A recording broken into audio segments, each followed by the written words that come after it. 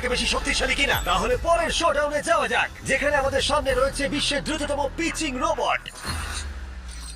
তুমি ও ইয়া, এটা সত্যি দারুণ। আমি এটা বুঝতে পেরেছি। নিও হলো একটা হিউম্যানয়েড রোবট যেটা মানুষের কার্যকলাপকে অনুকরণ করে। আর খুব বেশি দেরি নেই, যেদিন অ্যান্ড্রয়েড সমস্ত সেলফ অপারেশন নিজেই করে নেবে, হয়তো মানুষের থেকে বেশি।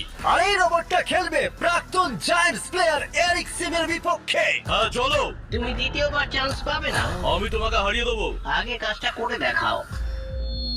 ও কি এটা মাইক ড্রপ করলো নাকি? তুমি বিশ্বাস করবে যদি আমি বলি ও ঘন্টায় প্রায় 150 মাইল গতিতে পিচ করে? 150 মাইল? এটা সত্যি খুব দ্রুত। উল্টো দিকে বলি, এরিক এখনো পর্যন্ত মানবজাতির পক্ষে সব থেকে দ্রুততম ঘন্টায় 105 মাইল গতিতে পিচ করেছে, যার রেকর্ড হোল্ড করছে। এবার ওকে করতে হবে 150। নিও এখন ওর প্রিয় ক্যাননটা নিয়ে এসেছে বলটা লঞ্চ করার জন্য। নিও এখন এই ক্যাননটাকে চালাবে। হ্যাঁ, মানে ওই নিজের মতন করে।